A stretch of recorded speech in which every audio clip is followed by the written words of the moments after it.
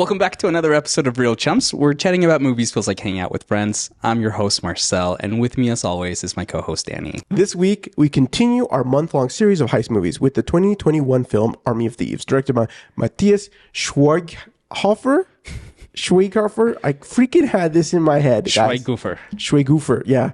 Matthias Schweighöfer, written by Shay Hatton, based on the story of Zack Snyder and Shay Hatton, starring Matthias Schweighöfer, Natalie Emmanuel, Ruby O'Fay, and many more. Before we jump into our movie, though, we wanted to remind you to please subscribe wherever you get your podcasts. Turn on those notifications. That way you never miss an episode. To join in on that conversation, follow us on social at Real Chums, wherever you are. We're probably there too. And if at the end at the end of it, if you enjoyed it, we'd love it if you could leave us a review and share it with one friend, because it really does help us get discovered. And we want to continue these conversations online. So, yeah. Roll the intro.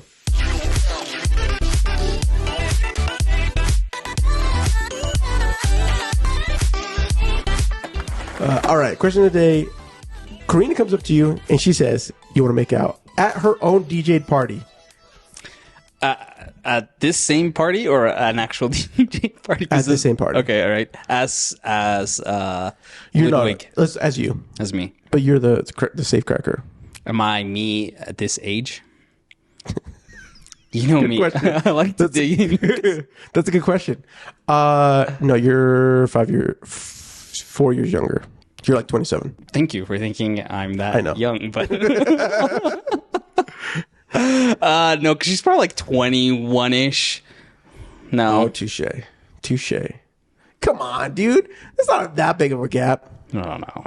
She feels like she's 25. Maybe. In the movie. I freaking love that scene. It is so awkward for Ludwig. Ludwig just is great in this whole thing.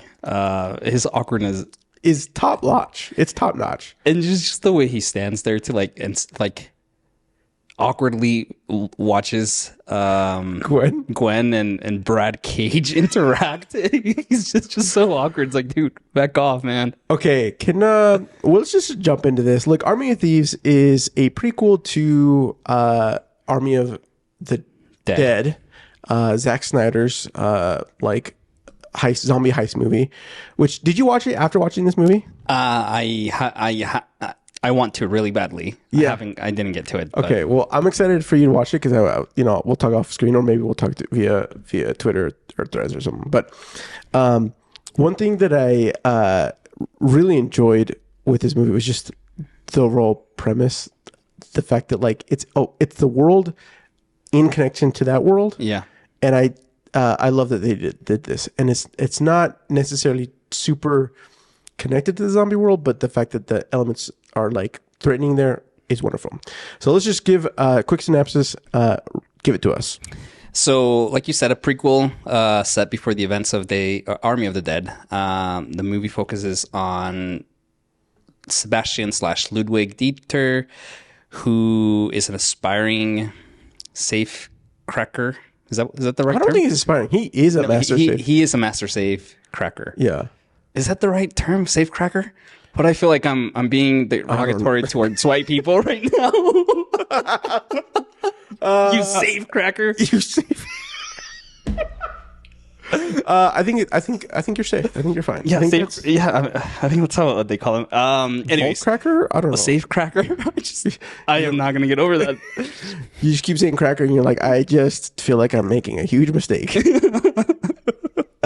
Anyways, and Dieter gets recruited by a group of international thieves to pull a series of heists based around Richard Wagner's operatic music. Yeah. Yeah, I think pretty decent. What was your initial so this is your first time watching it? This is my first time watching this. I want to know what your initial impressions are, because I've watched it, I think, twice prior to seeing this, and I freaking love it.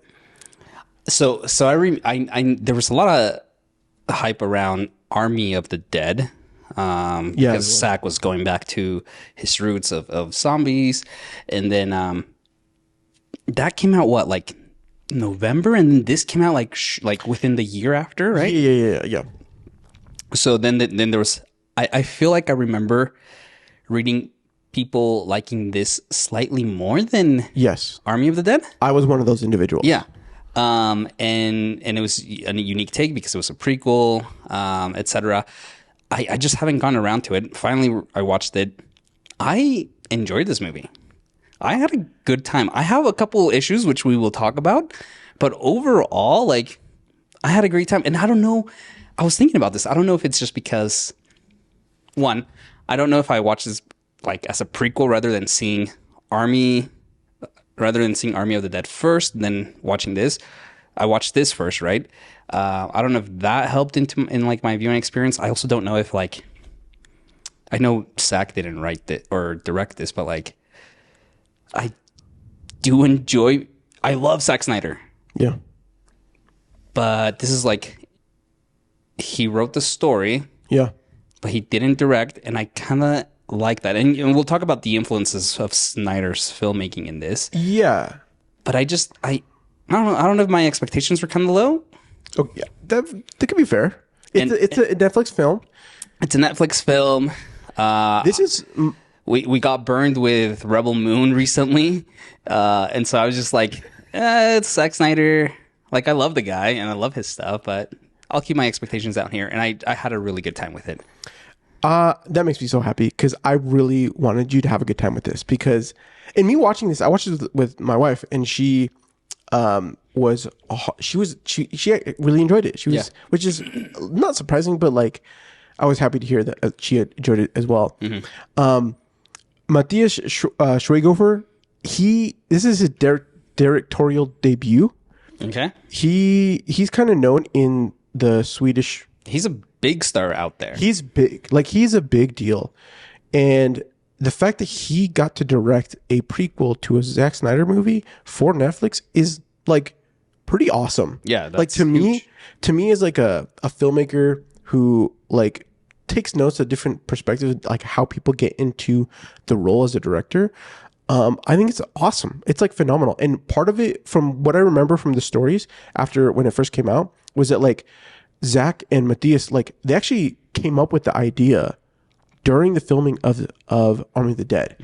And part of it was because they loved how Matthias like adopted the character and really brought flavor to him. And they kind of like started like talking about this idea.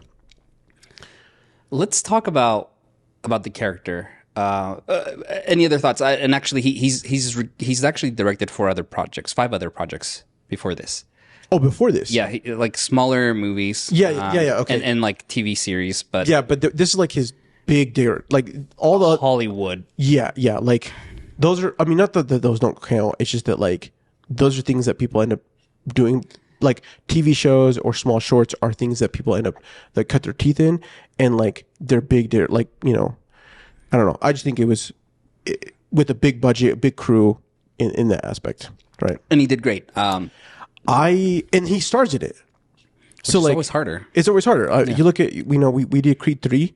Michael B. Jordan's, he also did the same thing. There's something about that. Like, I think there's a level of craft that that they love what they do. Yeah. When they're able to do both.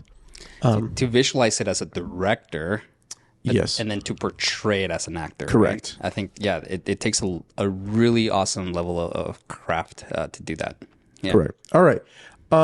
So where did you want to start with this? Let's start with Matthias's take. Let's talk about the characters. I think for me, one of the things that I love about all heist movies is that our main characters tend to be very cool, right? Like, I'm just gonna say it. Yeah. I wish I could be Danny Ocean, right? Yeah. I'm hoping my gray hairs. You're getting there, bro. Get to the point like George Clooney, right? Last week we talked about The Italian Job and how cool Mark Wahlberg's character is just he's a cool dude. He's a cool guy, right? He's a leader. He's a leader. He has drive. He understands how things work. He cares about his team. Yeah. Great stuff. Next week we'll do Gone in 60 Seconds. Okay. But like, Dieter is just quirky, insecure, awkward.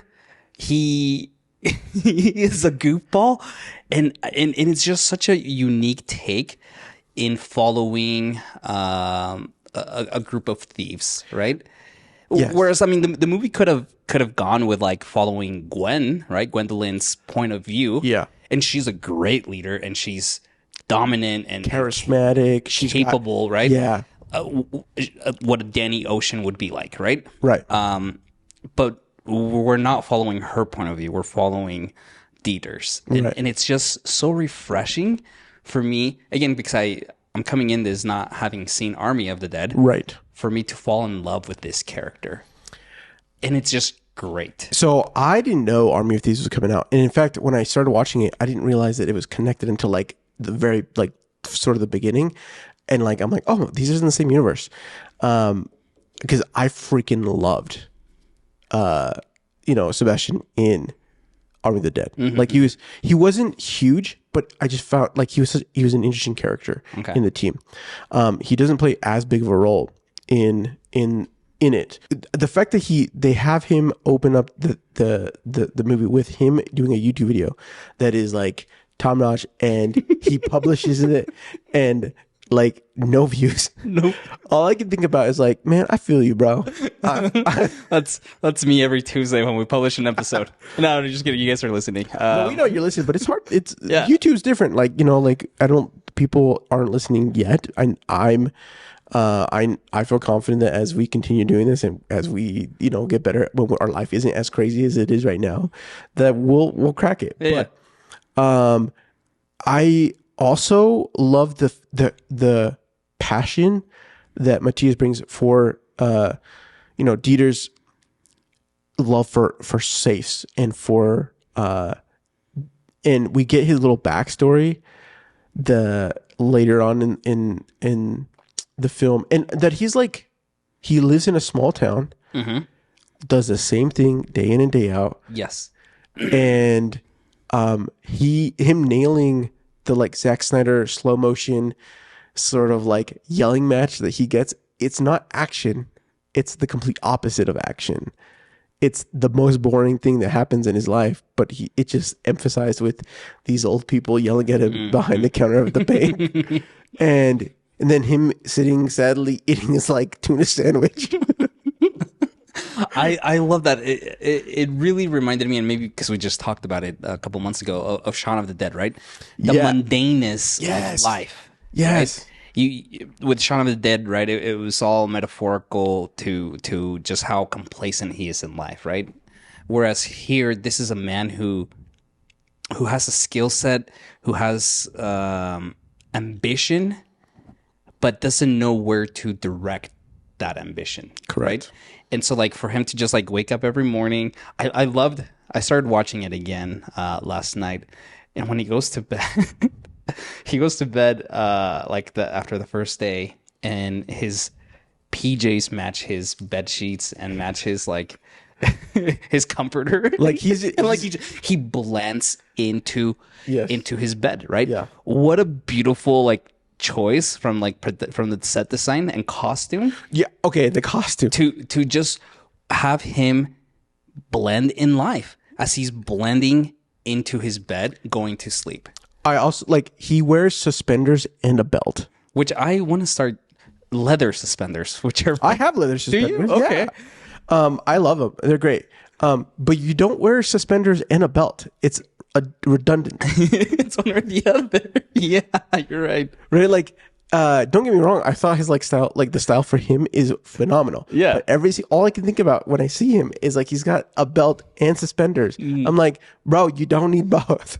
But it adds that next level to the character. The fact that he feels it's like this level of care is something that is so unique. Now, I love that you brought up the fact that it's like the mundaneness. I didn't click with it. It didn't click, but the moment you said it, I'm like, oh, of course. Like this is 100%. Like they set a perfect tone from the beginning, and it's not only do they set what's beautiful about it is that you find out his passion. Yes, and then you follow him in his life. Yep. What I like about this is that as a character, you can relate to him. You have a passion. You might be a creator. You might be. They tapped into the world, the traditional thing of what like people want in life. They want to be known for something that they really love, and it's hard to break through. And you might live a really boring life, but you're a really interesting person. Yes. And you don't see that sometimes for yourself, and it's hard. It's hard to see that. And he's got family. He's alone. And so I don't know. There's something. It was poetic.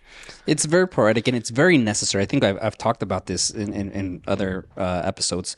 I think it's crucial when you're doing a movie about heist thieves, right?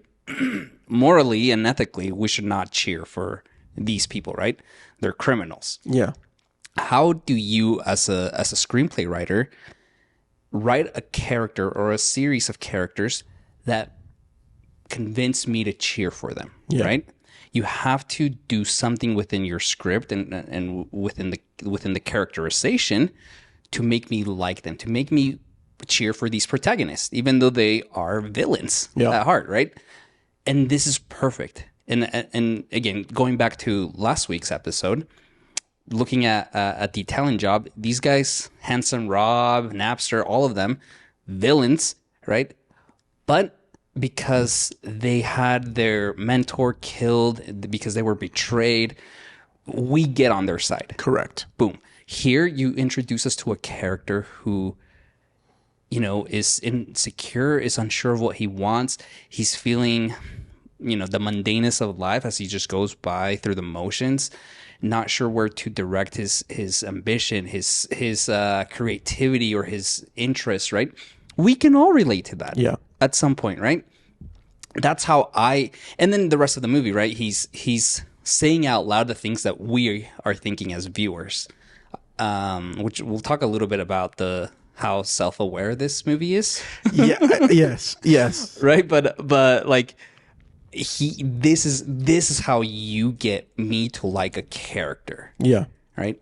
Next week, we're going to talk about Gone in 60 Seconds.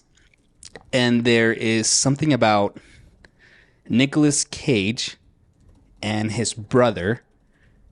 The brother kind of messes up and gets Nicolas Cage brought back in. And I've always kind of like not disliked, but I never really meshed well with the brother, the character. Because we don't take the time. They didn't, and that's not what the movie was meant for. It was meant for us to like Nicolas Cage. But in this case, again, it does a really good job to get us to like Dieter and get on his side and join him in this journey. Yeah. Okay. You brought this up a little bit, and we're not going to talk about it right now, but I do want to talk about the fact that this movie is super self-aware. And that was something I noticed that this time watching it, I was like, these guys, like, everything's on the nose. And I'm like, for a little bit, I'm like, like, is this bad? And as I continue, like, watching and thinking about it, I'm like, no. It's like, to me, I think it's beneficial to this movie, particularly, because of the characters. Because we've got freaking Brad Cage, Stuart Martin, Brad Cage, dude. The fact that the two most American people, and he smashed them together. I love his like intro to him. And we have our own superhero. Yeah, Brad Cage. The title sequences in this are so fun. They're so fun. In fact, I had this. I still want to do it. I want to do a breakdown. It's pretty simple to do. It's like it revolves around motion tracking, using 3D titles, and using the environment. But I loved how they introduced, like not only the like locations but also the characters. So, anyways, Brad Cage was a great opening. Ruby O'Fay, I love her character. I think I would love to have a spinoff of her. We'll talk about this later, but like, I would love a spinoff of all of these characters. Facts. For reals. Because like Gwendolyn, so Natalie Emmanuel, who plays Gwendolyn, she kills it. She's great. Phenomenal. Like, costume design was wonderful. The connection, like her doing the meet cute for Ludwig in the vault, and like priming him and being like the like the hero's journey, the person that brings our hero into the adventure. Phenomenal. I love the coffee scene, or like it is. Yeah. We'll talk about it in a second. Anyways, so she's great. Karina Dominguez, who comes in, the fact that she only DJs her songs at her own party, like I'm like that is like her own party. Also, that like I love the fact that they brought up the Pirates of the Caribbean, that she oh yeah for like hacking it and releasing it. Super great. Goose Khan. I had a great time with him. He's in The Gentleman. Oh, is he? Okay. He's in episode in the series. In the series, yeah. So he's in it and plays like similar, like his vibe. That's just who he is. I really like Rolf. I mean, Goose Khan as Rolf, but also just him as in other characters. He's super great. He's super funny. He I wanted more out of him. Oh yes. I feel like we got like a lot at the beginning, and also it like tapers off, which I kind of understand why, but I think I definitely would have loved a little bit additional. I also think like, and maybe I'm curious. I would love to know like how this was written out, but like it's Army of Thieves, right? But it's really focused a lot on Dieter, right? Which is fine, but I wonder if it would have been a better title for this movie. Would have been like, I don't know, Dieter of Thieves. I don't know. I don't know. But I think I just wanted more. It's late at night. Don't judge me on that, people. That was horrible. I don't know. I'll give it to you today. Something better. Something. I think part of it is like they wanted to go with the fact that it's like it's connected to the Army of the Dead. Yeah. Anyways, but I don't disagree. I think it would have been nice to have had some other. Because I do feel like I was misled to have this be more of an. It's still an ensemble cast, but definitely more heavy on. Yeah, it's a story about an individual rather than like a collective crew. Yeah. Whether they like know each other or not, they're just in the perspective. So, totally, like it is what it is. Okay, so this comes back to the fact that like this is like classic, like being on the nose of the film. But we have Delacroix and Beatrix, who are Interpol's agents, and the fact that it's Delacroix who is his name for the officer, I just feel like that like is so British thief like police name. Like it's, and then he got shot in his butt, and he's so mad about it that a zombie apocalypse is happening, and he just is on a vendetta. He just wants to capture Brad Cage in the gang. In the gang. I got annoyed by Delacroix. Oh, I'm not saying I didn't get annoyed by him, because he's absolutely annoying. And not just as the character. I don't know if like the performance was just. Sometimes I was just like, he was like cranked to like a 13. Yeah, like it was. Sometimes it was just too much. I'm like, he felt out of tone with the rest of the movie at times. I could see. I mean, I don't disagree. When I first watched it, I was totally down with it. I was like, this is crazy. The fact that he's just over the top and he's like so mad. He's like the cat and mouse situation, right? Which is what makes like a really good heist, right? We'll talk about Gone in 60 Seconds next week. Great detective after them. I think I'm gathering my elements for our list to what passes as a good heist movie. And I think one of those is a cat and mouse. Yeah. Anyways, so but watching it this round, for sure, I was like, ooh, this is like too much. And I don't, here's the other aspect of it. I'm not 100% sure if it's amplified because Beatrix is like so chill. Yes. Like, I'm not saying, like, I do think that like Jonathan Cohen is like cranking it. So like, I'm not I'm putting more of the blame on him or the direction of how they wanted to go about doing this, but I think it gets amplified with the way Beatrice's character is played. Maybe you're right, because like that final scene when they're by the boat, and he comes out, and it's this standoff. Yeah, I really liked him there. Yeah, because he's not crazy there. No, it's just him with the two people, right? He already caught Brad Cage, and so he's just trying to get Gwendolyn and Dieter. So like he's toned down, and it's a more serious like engagement, right? Yeah. No way a cop would ever let someone go just to get the one, right? Well, there is a zombie apocalypse, so maybe he was just taking his wins. Yeah, and that's he's like, true.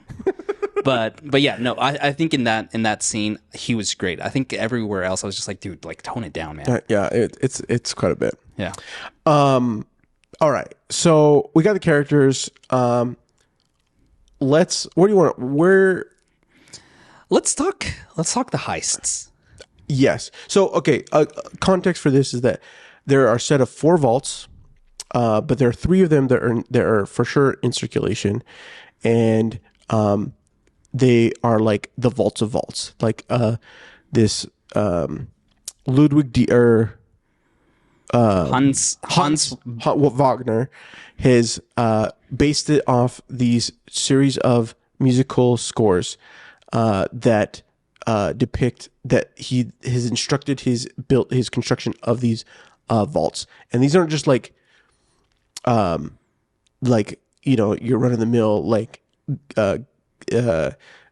Italian job vault. Like these are like master crafted, crazy contraption, mechanically set up, with one of them being 1 or 3 trillion possible combination for the vaults. Yes. And it's I love the story, the intro for these vaults. I also love that every single time when they go to one, he's got to give the story.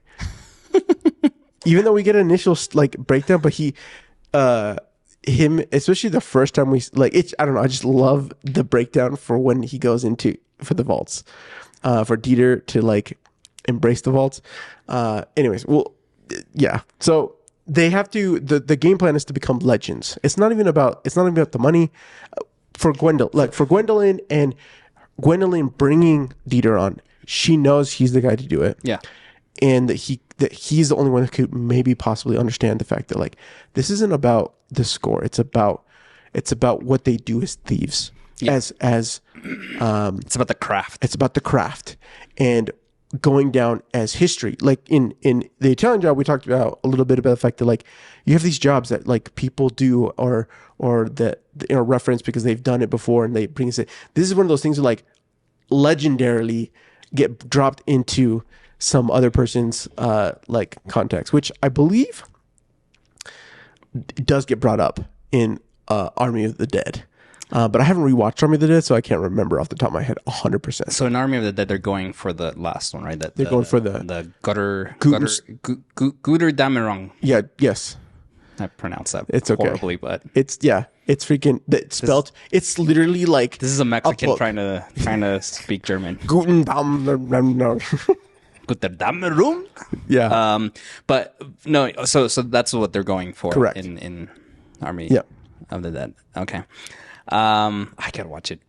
Yeah. So I love the lore in this. I love how the movie kicks off with this story, right? Mm-hmm. You mentioned about it.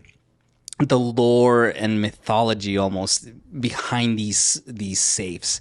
And it's really cool. I love the exposition in it. And yes, even like how you mentioned, like every time he's about to crack one, he has to do his warm up and then he has to tell the story. And one, it goes back to like, this is not about the score. It's about the craft, the love that he has for this particular story, but the craft of like safe cracking as a safe cracker. Safe cracker. I don't know why that word just hits me. Oh, so good. But anyway, again, it continues to round out this character. How did you feel about like that visual of like going into the safe, seeing all the gears move, everything clicking? I love it. Yeah. I think it is hard to depict safe cracking And a lot of the times, you get and we watched Italian Job. There's safe cracking that one. It's by touch, so there's the like feel and go from there. And they have a sequence where, he gets invited to a secret like competition. Crackathon. Crackerathon. And I love this intro because like it is something that like he doesn't know what's happening. He's brought in. They like give him a quirky nickname for the competition, Mr. Shy Guy. Mr. Shy Guy, and everyone else knows what's happening, and he is like doesn't know, and he's just going into it, and we get a little bit of what the regular feel is. I love the payoff for this scene because he did the crack. He like practices safe when he did the under 30, and he's just baiting his opponent at the very final. And it wasn't until this time that I realized that it was the same safe. Yeah. And I'm like, what a wonderful payoff. And it just goes to show that he's a master of his craft. What then amplified is that these are special. These are not vaults that we normally see. These are vaults that like only hold specific items in specific banks. And they're there for a reason, right? And that each of them, like, because they have a story, each of them has a different mechanism, and having that be part of the story is just adds to, it's like they're other characters. Yes. I love that you said that. I think the first time I watched it, I was like, oh, this is cool. The second time I'm like, okay, we're doing this again. And then by the third time I was like, no, like this is cool because it has the mechanisms behind the vault are their own character because he is telling us a story about the journey of each safe, right? Yep. And for them to make the decision to visually tell us what is happening behind that vault with all the mechanics and the gears and everything, it enhances that storytelling. Yeah. And it's not that there's anything bad with other movies that just have the person, by their ear and the sound comes in and goes clunk, right? Yeah. Nothing bad about that, but it just enhances what we're experiencing through the stories that he's telling us of each safe. Yeah, and I think like this is a heist movie. Like this movie is a heist movie. It's not like it's not motivated by revenge. It's motivated by the actual act of what heists are, right? And it's cracking into something that may not be crackable, or like penetrable, and them attempting to do it and accomplish the win. And it's the thrill of that high. Yeah. And I really enjoy it. I think it's great. I wasn't expecting there to be 3 heists in this one movie. Yeah, I was actually, so my to follow up with that as like, what did you like about the fact that this like one's up, it kind of continues forward rather than just doing one big heist? I think often not often, but very common in heist movies, you have the team, you have the big heist, right? Yeah. The whole movie, they walk us through the plan.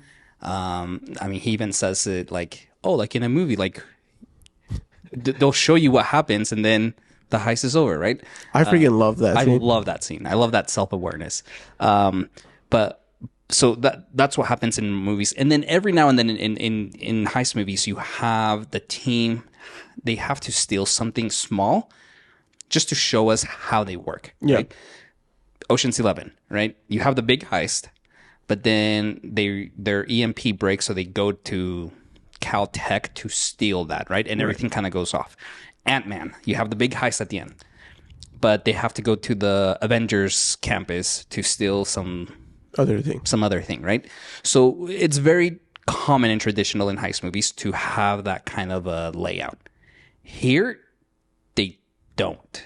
You just go. You're going for the scores for all 3 of them, and I thought that was such a fun twist on the heist movie tropes. Yeah. To just say, no, we're not going to show you like a quick heist, or even like in Italian Job, right? We saw them succeed in one heist. We're just being thrown into this. Yeah.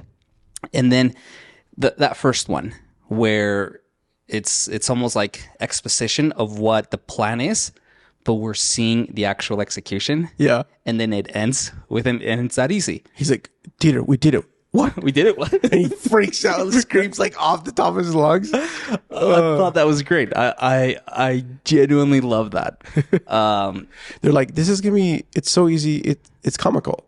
Yeah. And it was like, you mentioned that you did like the fact that it's on the nose for this film. Why do you love it? I think there's something about, and I'll talk about this because this isn't necessarily a zombie heist movie. No. And I'm assuming Army of the Dead is more that. Yes. We talked about Shaun of the Dead, and I think Shaun of the Dead is usually referenced as the first zombie movie to say the word zombie in it, right? They're self-aware. They know that they're zombies. Yeah. No other zombie movie has there ever been zombies, but these guys, they're aware of zombies. And I love that this heist movie is aware of heist movies. Yeah. To the point that they reference that, right? Like, yeah. Oh, so we're like a team that gets together, just like in heist movies, and then we all have our own skills and work together so that we can pull off the heist. Yeah. No, this isn't a heist movie, right? They shut him down. And so like I love just the quirkiness of that, because it does tie great to who Dieter is. And I think Dieter is, again, what makes him so likable is that he is saying out loud the things that I'm thinking and that I would say out loud in that position. Yes. Right? Like, yeah. I would 100% be that. Like, if I was pulled into a group, I'd be like, okay, you're the Danny Ocean. I'm the whoever, right? Whatever it is. And so, like, I would make these references. And so I just thought it was so on the nose. It was perfect. I love that self-awareness. It's great. Before we move on, who's your favorite character? Dieter. Yeah. I'm torn. I really like, I think Karina is a really solid character. I think that she, and Rolf, we didn't get as much Rolf. I feel yeah. The issue with Rolf is that Karina is a character that has agency. She chooses, correct, to leave Brad Cage and Rolf and follow Gwendolyn and go find Dieter, right? So like that scene when they're in, we're talking about that. but like she has choice. Yeah. Right. And so she acts on that. Yeah. It gives her growth. It gives her progress. Rolf just didn't. And not because he didn't want to, but because they didn't write him for that. Right. Great. It would be one thing if Brad Cage had a gun to his head and said, drive. Yeah. Right. Get us out of here. Yeah. Right. But he's just kind of like, okay, I guess we're gonna continue going. And then at the end, he's like, "Is it too late for me to change sides?" Yeah. It's like, who are you? Do you believe on whose side? Where do you fall? Like, do you agree with Brad or do you agree with Gwen? Right? But I mean, I think yeah. And I think that's what was lacking on his character, and maybe my feelings of like wanting more screen time from him come from that, where I feel like he's not a well fleshed out character that was given choice. Right. Okay, I want to talk then. We've talked a little bit about the fact that the vaults are super important for this movie, and the fact that like it helps elevate, and like you said, we're not beating around the bush. We're getting right into it, and it continues going forward. And they have the rising stake of Delacroix following them, and other in the second heist, Brad Cage gets shot. We find out that that he is a little bit more, he's about the money, and he doesn't care about the what it means. Yeah. Because Dieter gets he gets separated. He's getting chased by the cops. Which the chase sequence for that is just wonderful. You know, when that sequence ended, I was like, this was fun. It was fun. He was on a bike, and like, who would have thought that like we just went from driving downtown LA in Mini Coopers right last week when we did the Italian Job to a guy on a bike. Like it was shot really well.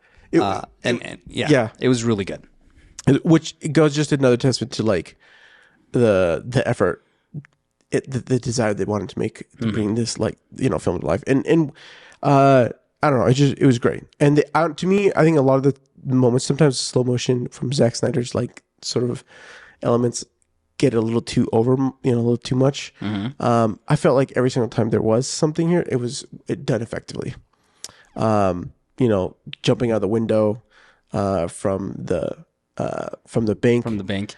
But that's the thing, like it isn't like an 8-second slow motion, right? It goes for maybe like 2 max 3 seconds of slow motion, and then it goes back to normal. Whereas I think had Zach directed this, he would have been like long slow motions, right? Like it would have been a lot longer. All right.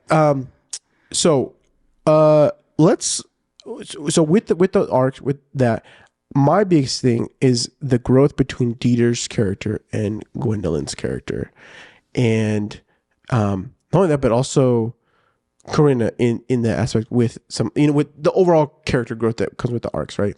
We just touched on the fact that like they get separated, but Dieter, he, like, I love that you said, like, if we were him, we would say the same things. We're like, oh, you're the tech person. You're the getaway driver. Like, oh, and you're like, this is crazy. This is happening to me. What is life? And then they have their first heist, right? At the end of that, they have a little bit of a celebration. And I really appreciate that they took a moment to kind of pause and for Dieter to have some moments, not only with Gwendolyn, but with Corinna. Yeah. Like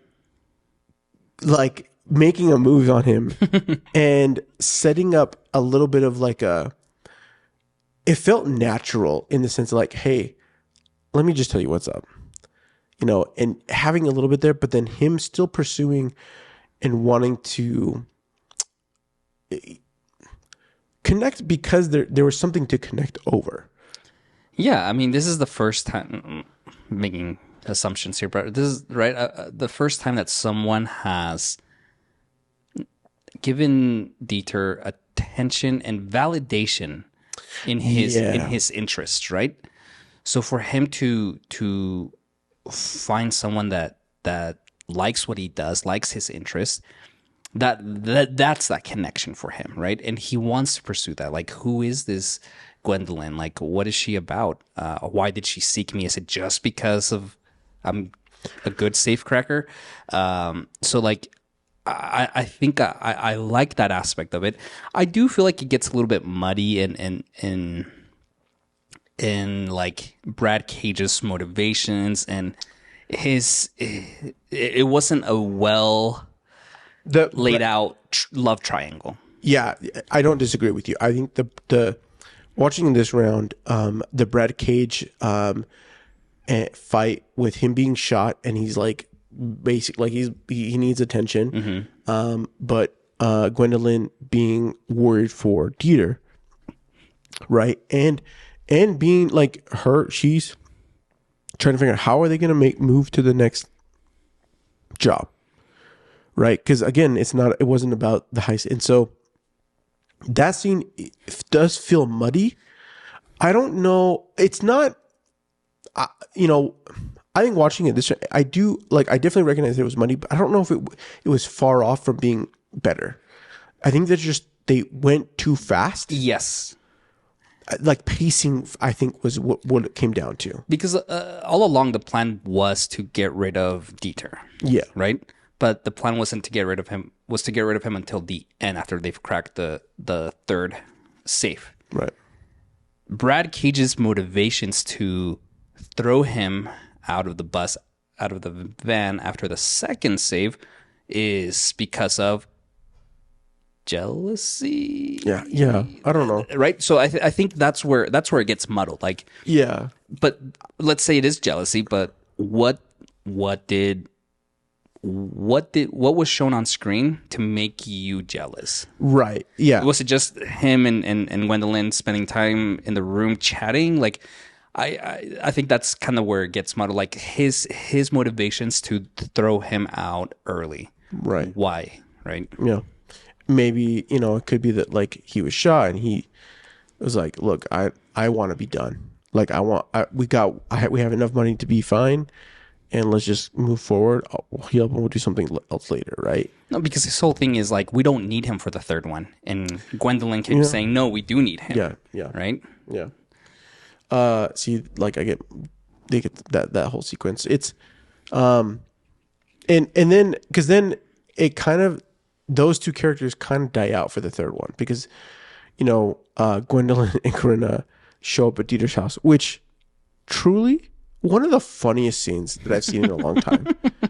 They're just, he's like, Dieter's freaking depressed. He's upset.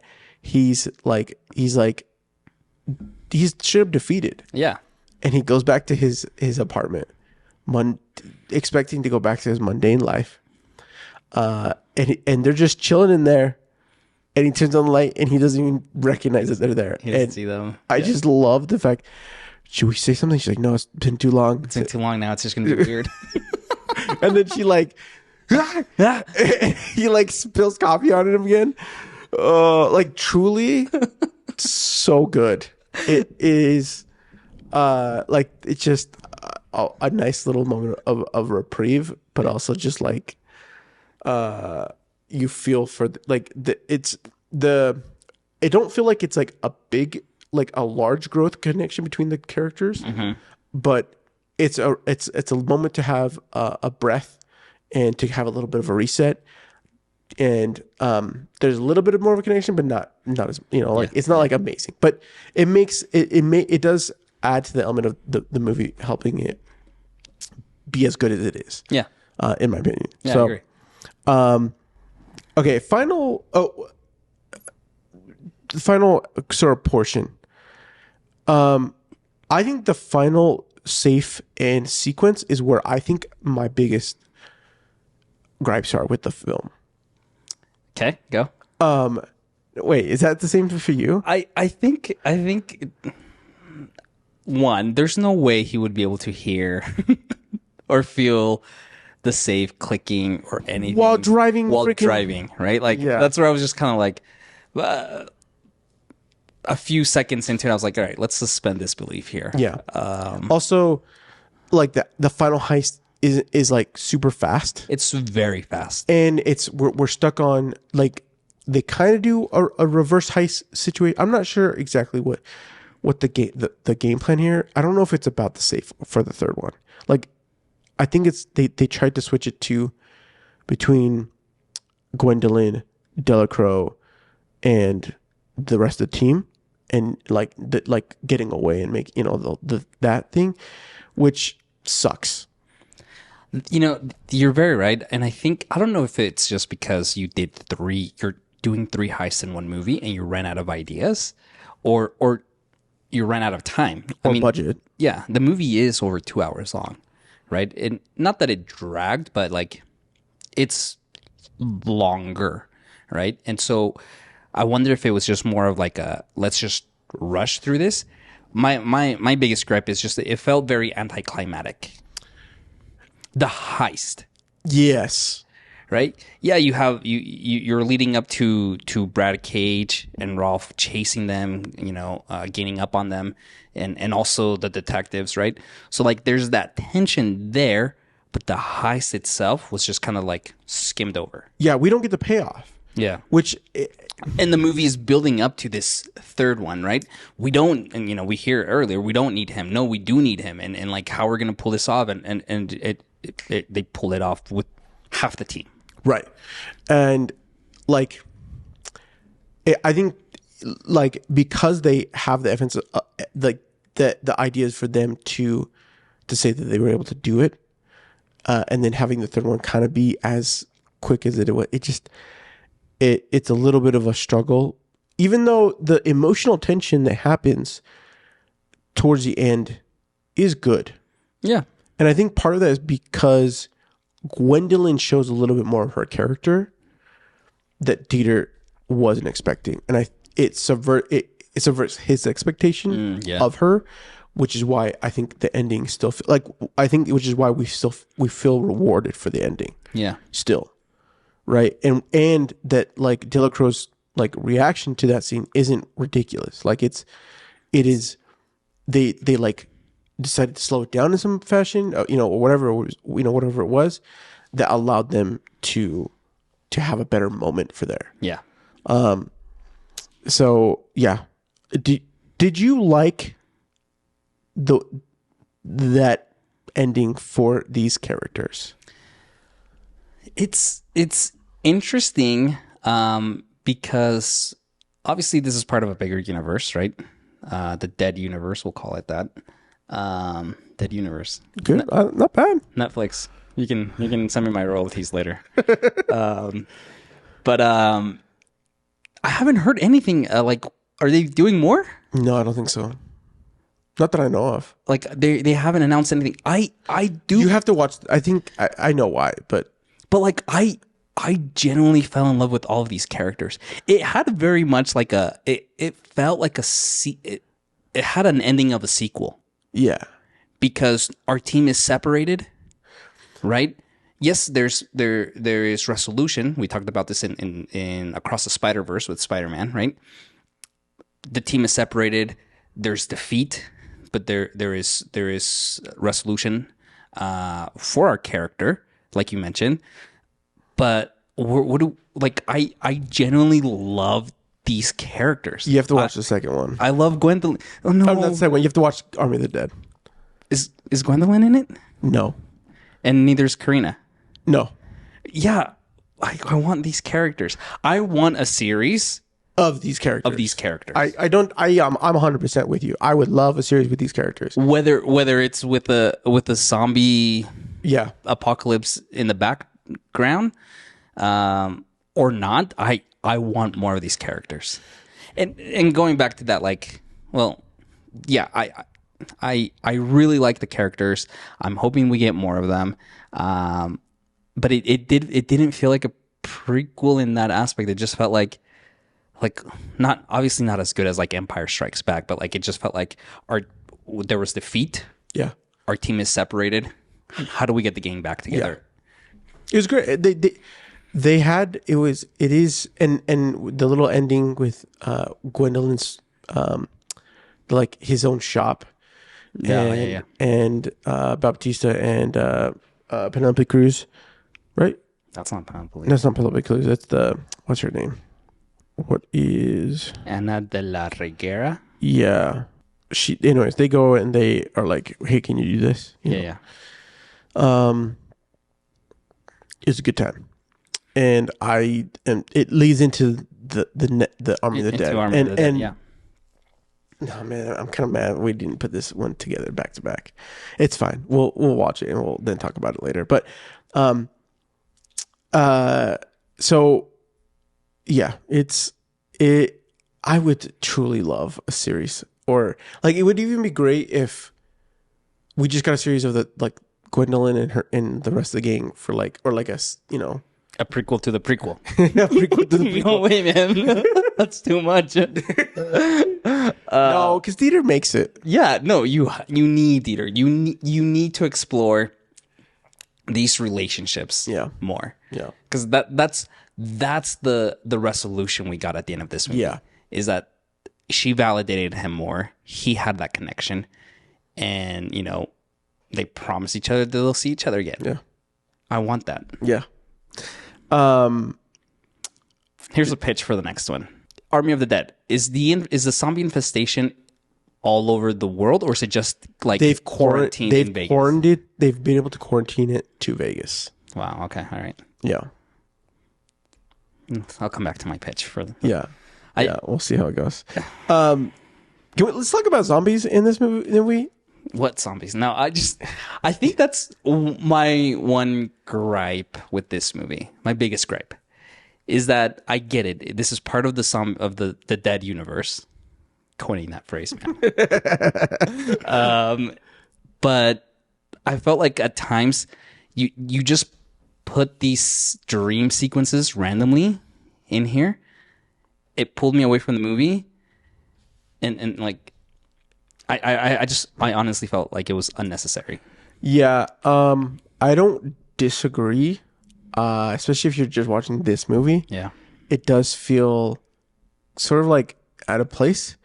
There is something to be said about the fact like there is a zombie apocalypse happening, and so like they have the news situations. I love they did a nod to Shaun of the Dead where there's like a anchor and then he gets attacked. Oh yeah. Anyway, it just felt like something in very like nod, but there is. It's a little bit of a tie into into Army of the Dead. So the fact that you haven't seen Army of the Dead, I think, is where I think some of it kind of falls. But even with that, I still think it's too much of a stretch. I think the news in the background happening was enough. I agree, and I think the scene with him having the dreams, and I, as someone who hadn't seen Army of the Dead, I was like, so is like. At the final heist, is like a zombie gonna be waiting for them, or something like that? Just because like they kept planting these things, and I was just like, oh no, maybe this is something that happens later in the other one, right? Yeah. But I just felt like it was too much of like you're forcing. Like I know this is part of Army of the Dead universe. Enough with these stream sequences. Yeah, I to me, even the first time watching it, I felt like. I kind of understood why they were doing it. I just felt like it's not jarring enough that I'm mad about it. Yeah. But it kind of like it kind of really halts the movie to a degree. And then you have to get back into it. Yeah. Yeah.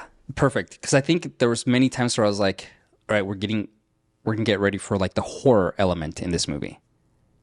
And that never happened. Yeah. Right.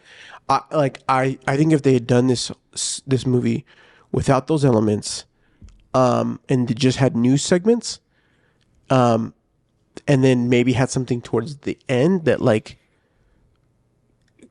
raised the impact of the fact that the zombie apocalypse became bigger, would have been fine. Yeah. Do you feel that the heist movie was rewarding? The heist throughout this film was rewarding.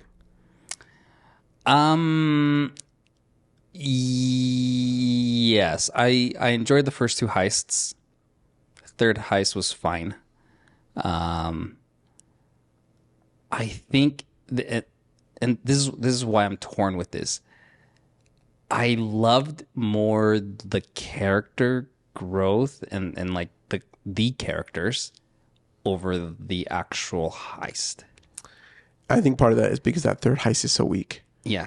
But even with that, does this heist movie, does it land for you enough to want to be like, I want to watch a heist movie? Yes. I will be watching this like routinely again. Yeah. Like, yeah, I had a good time with it. I enjoyed it. Again, Dieter is just absolutely my favorite. And I think I will be watching this many times again. I want more from Matthias. Yeah, I'm telling you, dude, it was great. Like he's fun. He's fun. I feel like he's got good like eye for as a director. I feel like some of the like small quirks. Again, I think it was budget. I think it was story and what they were trying to accomplish in the film. Where some of the elements lacked. That's just my guess. So I'm giving a little bit, but the fact that they ended the way they did with a sense of resolution, but an opening, to me feels like, like that it was the overall story, the overall impact from what really matters at the end of the day, right? For a good, like a movie to connect with us, which is the human elements of it, were great and rewarding. Would it have been better to have that final heist be just slightly more effective? Yes. Yeah. I don't know exactly what that exactly looks like, but anyways, yeah, man, I'm super glad that you like enjoyed this movie. I was actually not. I'm like, you either are gonna enjoy it or you're gonna be like, you're gonna have gripes with it. And I was okay with you having gripes with it because it's a pretty cool. It's like, it's not like something that you like. It wasn't gonna have like it there, but I just truly fell in love with the characters as much as like you did. And I think knowing now the story, I think I'm going to enjoy this more. When the zombie scenes come up in the dream sequences, it's just like whatever. Yeah. And now knowing like the ending, I'm going to enjoy this more. We one last thing on top of mine. I have my notes. You talked about this with the costume design. Again, going back to Gwendolyn, every scene that she's in, every new scene, new hair, new costume, incredible. She is a character that we don't know. Because they change her style, the way she dresses, all that aspect, she's still a mystery. Yes, and this is why I want more of these characters. I know. It's the relatableness. Is that the right word I'm looking for? Of Dieter, and the mystery and confidence and just overall coolness of Gwendolyn together just makes for perfect duo. Yeah. You know what I thought? She did a better in this is us getting into like Oceans a little bit. But Danny Ocean has that. Mm-hmm. He has a sense of mystery in Ocean's 11, but it's like a suave. Yes. Natalie Emmanuel carries that into Gwendolyn like really phenomenally. Mm-hmm, mm-hmm. Where Sandra Bullock in Ocean's 8 fell short. Oh, okay. All right. To me, like she nails what this like sort of suave, like interesting character that Sandra doesn't do for Ocean's 8, in my opinion. Yeah. It's been a while. I've only watched Ocean's 8 once, so I need to watch it again. Now I'm not like 100%, but I do like. I mean, I've watched Army of Thieves. Like this is like my third time. Okay. Yeah. Yeah, it's third because I think I started Army of Thieves and then I didn't finish it. Yeah. So I'm not counting that one.